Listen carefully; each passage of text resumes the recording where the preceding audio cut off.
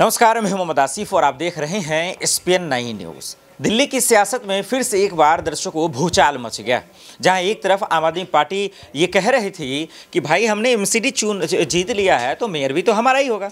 लेकिन सवाल ये है कि आखिर जब वो MCD चुनाव जीते फिर शपथ क्यों नहीं लेने दिया गया। बीजेपी कह रहे हैं मेयर हमारा होगा। इसको लेकर दर्शकों संसद में इतना खतरनाक हंगामा हुआ है, जो लगातार SPN न्यूज़ की टीम के माध्यम से आप वीडियो देख रहे हैं। आज हम यही जानने की कोशिश करेंगे कि कौन वाकई में जो है ड्रामा कर रहा है और हक किसका है मेयर बनने का, और क्यों एक बार फिर से जब चुनाव हो चुके हैं, जीत चुका है, फिर ये घमासान मच गया। चलिए तमाम सहयोगियों से जानते हैं। राहुल सर मेरे साथ मौजूद है। राहुल सर, पहले आपसे ही शुरुआत कर रहा हूँ।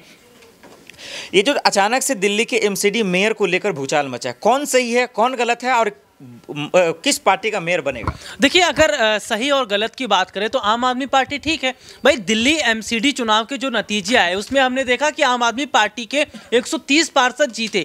दिल्ली की जनता ने मौका किसको दिया? आम आदमी पार्टी को। इतने वक्त से भारतीय जनता पार्टी MCD में बनी हुई थी। आप देख लीजिए, बीजेपी के टाइम पे जगह जगह गंदगी रहती थी, कूड़ा करकट रहता था, साफ सफाई नहीं होती थी, पर्यावरण को लेकर कोई काम नहीं किया गया था। इस हिसाब से दिल्ली की जनता ने आम आदमी पार्टी को मौका दिया। और अब जब मेयर पद की बात आ रही है तो बीजेपी गुंडागर्दी कर रही है। बीजेपी कह रही है कि भाई मेयर तो हमारा बनेगा। भाई आप 100 का आंकड़ा बहुत मुश्किल से पार कर पाए। आपके पार्षदों को जनता ने नकार दिया, ऊपर से आप सदन में जाते हैं, वहां पर मारपीट करते हैं, गुंडागर्दी करते हैं। तो ये जो तस्वीरें एक लोकतंत्र के लिए अच्छी बात नहीं है। प्रधानमंत्री नरेंद्र मोदी कहते हैं महिला सम्मान की बात करते हैं, स्मृति ईरानी महिलाओं की बात करती है, बेटी बचाओ बेटी पढ़ाओ बेटी बचाओ, ये बीजेपी का नारा है। लेकिन आज हम क्या देख रहे हैं कि बहुत गुजरात में बिल्किस बानो का मुद्दा हमने देखा, वहां पर भारतीय जनता पार्टी नहीं बोलती है। दिल्ली का कंजावला कांड, वहां पर भारतीय जनता पार्टी नहीं बोलती। क्यों? क्योंकि मनोज मित्तल का पूरा हाथ है। तो हम आज क्या स्थिति देख रहे हैं कि बीजेपी जो है वो एक सोच समझकर राजनीति करने वाली पार्टी है। और जाहिर तौर पर अगर हम देखें तो बीजेपी केवल बात वहां करती है जहां पर इन्हें अपनी राजनीतिक रोटी सेकना होता है। और मुझे लग रहा है कि बीजेपी के जो तमाम नेता कार्यकर्ता इन्होंने सदन में जो गुंडागर्दी की है ये ठीक नहीं है किसी भी लिहाज से। सवाल भी लेना चाह रहा था एक और, कि संसद में जो हुआ, जो हंगामा हुआ, दिन भर दिल्ली पे लोगों की निगाहें बनी रही, ये कितना जायज है और इसकी जरूरत क्यों पड़ी? देखिए, जरूरत इसको बीजेपी की पड़ रही है, क्योंकि जब हम देख रहे हैं कि पार्षदों की संख्या के लिहाज से आम आदमी पार्टी के पास पार्षद ज्यादा है।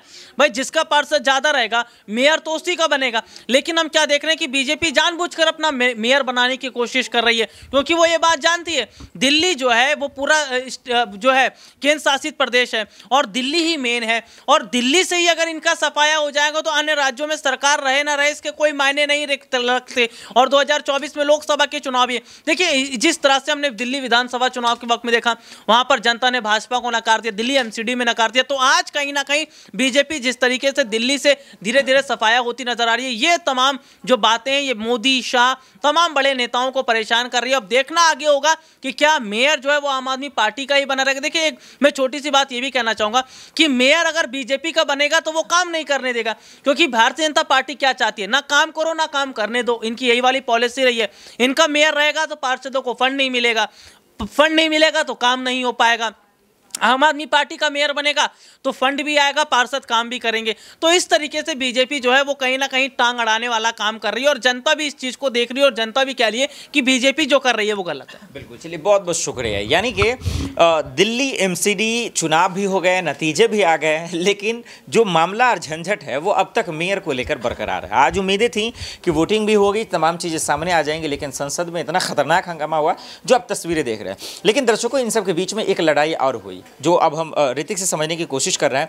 वो लड़ाई हुई LG वर्सेस केजरीवाल के बीच में, एक दूसरे पे आरोप लगना शुरू हुआ। अब समझते हैं कि LG वर्सेस केजरीवाल की जो लड़ाई है ऋतिक, ये कब खत्म होगा? दिल्ली में हमेशा इनको लेकर होता है, कभी शराब को लेकर, आज MCD मेयर को लेकर। कौन सही है इस मसले पर? देखिए, साफ तौर पर आपने देखा कि दिल्ली MCD के चुनाव हुए, पहले बीजेपी एक जुमला लेकर आई। वो जुमला था कि निगमों का एकीकरण करना है। ये जुमला इसलिए लाया गया था कि कहीं ना कहीं बीजेपी यहाँ जीत दर्ज करेगी। 15 सालों में जो भ्रष्टाचार फैलाया इसको दूर कर एक अलग छवि बनाकर यहाँ पर चुनाव लड़ना था। हुआ क्या? दिल्ली MCD में बीजेपी हार गई, 134 सीट लेकर आम आदमी पार्टी जीत गई।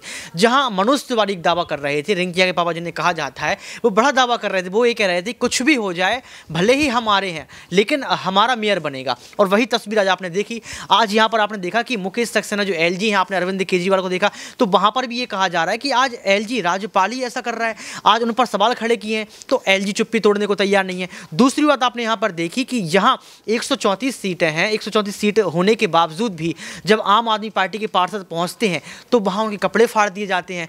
और बीजेपी तो एक बहुत बड़ा आरोप लगा रही है, बीजेपी वाले कह रहे हैं कि इन्होंने शराब पी रखी थी, शराब पीकर आए और नशे के धुत्ते माइक तोड़ दिए, टेबल पर चढ़ गए। तो कहीं ना कहीं आज बीजेपी अपने बचाव करने के लिए लीपापोती कर रही है और उस लीपापोती के बीच शराब जैसी मामलों का जो लेकर यहाँ पर अरविंद केजरीवाल को घेर लिया। तो सबसे बड़ी बात यह है कि बीजेपी का डर है, बीजेपी को कहीं ना कहीं लग रहा है कि अगर उनका मेयर नहीं बन पाया, अगर उनका मेयर जो है चुनकर नहीं आ पाया तो अरविंद केजरीवाल को हराना मुश्किल हो जाएगा, क्योंकि आपको भी पता है कि जो भी मेयर चुनकर आएगा उसका ओहदा अरविंद केजरीवाल के बराबर होगा। ठीक है, तो इसमें अब सही गलत का फैसला आने लगा है, तो आप किसको मान रहे हैं कि कौन सही है कौन गलत? देखिए मेरे हिसाब से अगर देखा जाए तो कयासों का ये सिलसिला जारी है। सबसे बड़ी बात यही लगता है कि अरविंद केजरीवाल जो दावा ठोक रहे हैं, 134 उनके पास सीट हैं, तो मुझे लगता है कि अरविंद केजरीवाल को लेकर यहाँ पर फैसला होना चाहिए, उनका मेयर बैठना चाहिए। चलिए बिल्कुल, तो ये एक बात है कि कहीं ना कहीं कशिश है। एक सवाल मैं कशिश से ले ही लेता हूँ कि आज जो दिल्ली में हुआ कशिश, उसको कैसे देख रही हैं?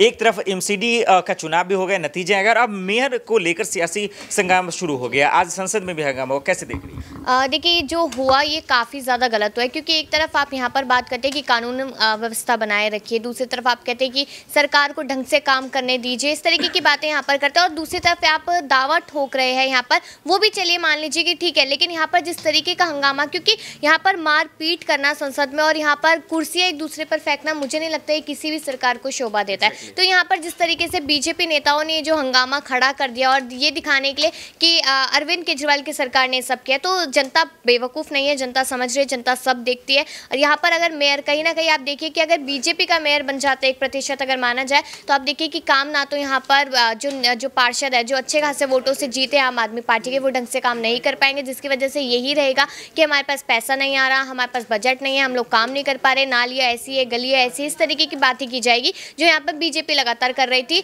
आम आदमी पार्टी को विधानसभा को लेकर। तो आप ये देखिए कि सिर्फ यहाँ पर जनता को परेशान किया जा रहा है, इनके मामले में जनता सफ़र करती है, परेशानियाँ दूर नहीं होती, जिम्मेदारियाँ कोई नहीं उठाता है, यहाँ पर सिर्फ और सिर्फ अपने आप को सही साबित करने के लिए सरकार का ये सब करती है। बिल्कुल, बहुत बहुत शुक्रिया कशिश। वाकई यानी कि लोकतंत्र का त्यौहार कभी कभी आता है, उस त्यौहार को भी कितना कैसे गंदा बनाना है, उस पर कैसे सियासत करना है, ये नेताओं से बेहतर कोई नहीं जानता। लेकिन एमसीडी चुनाव के बाद मेयर को लेकर जो आज वोटिंग भी होनी थी, ये लेकिन उससे पहले जो हंगामा हुआ संसद में, एक दूसरे पे आरोप प्रत्यारोप लगे, किसी के हाथ टूटे, किसी कुर्सी तोड़ी गई, ये वाकई में आज़ाद भारत के इतिहास के लिए तस्वीरें ठीक नहीं हैं। अब लिहाजा ये देखना होगा कि आखिर संजय जी अलग एक तरफ आग बबूला है, अरविंद केजरीवाल एलजी की लड़ाई अलग है, इन सब के मसलों के बीच में ये देखना होगा कि किसकी कुर्सी जाएगी, किसकी कुर्सी आएगी और कुर्सी पे कौन राज करेगा। हर एक रिपोर्ट्स आप तक पहुंचाते रहेंगे, लेकिन अभी के लिए दीजिए हमें इजाजत और आप देखते रहे SPN9 न्यूज़। नमस्कार।